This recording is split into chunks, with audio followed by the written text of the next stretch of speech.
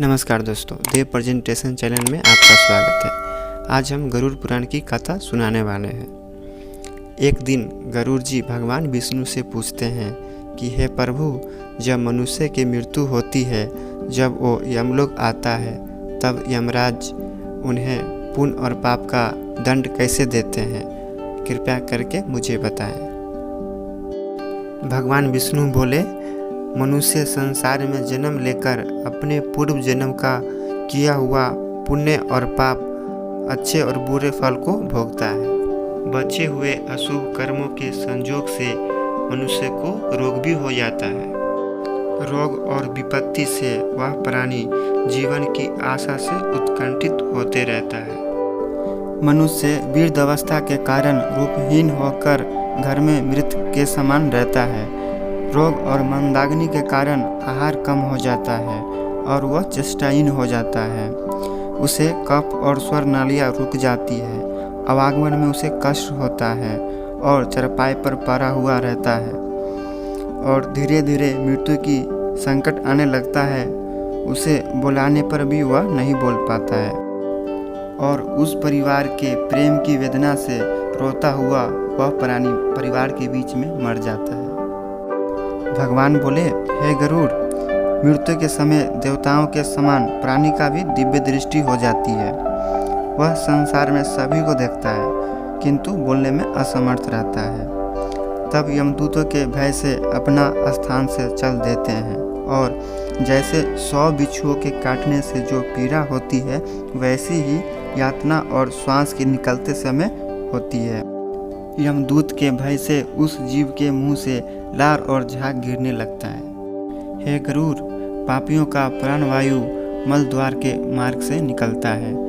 प्राण निकलते समय प्राणियों को यमदूत मिलते हैं, जो क्रोध से लाल नेत्र वाले भयानक मुख, पाश और दंड लिए रहते हैं। उसके डर से प्राणी मल मूत्र का त्याग करने लगता है।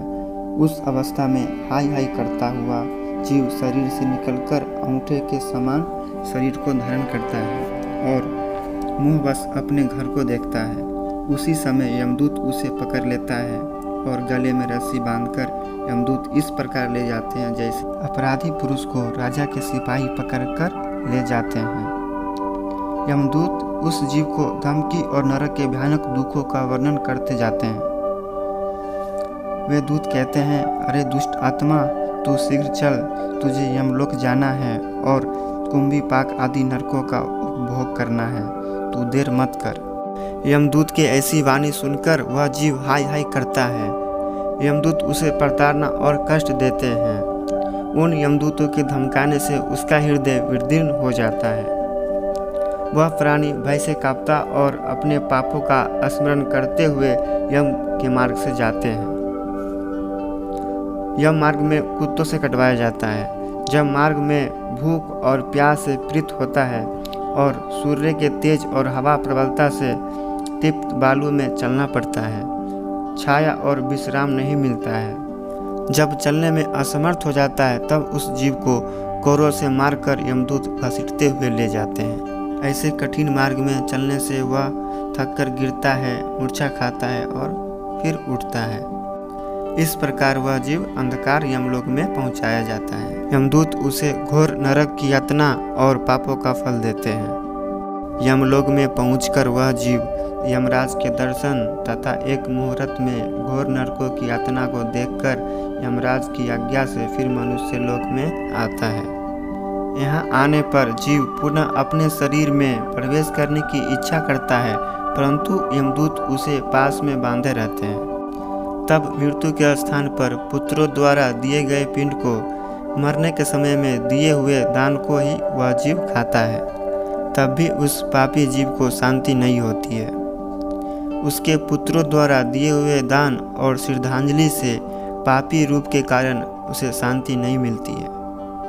पिंडदान देने पर भूख से और व्याकुल हो जाता है। जिनका पिंडदान नहीं होता है, वे प्रेत योनि में रहकर निर्जन वन में दुख का भ्रमण करते हैं। बिना भोग कर्म का भय करोड़ों कल्प तक भी नहीं होता है और बिना यम की यातना भोगे जीवों को मनुष्य का जन्म भी नहीं मिलता है और उन्हें अन्य योनियों में भटकना पड़ता है।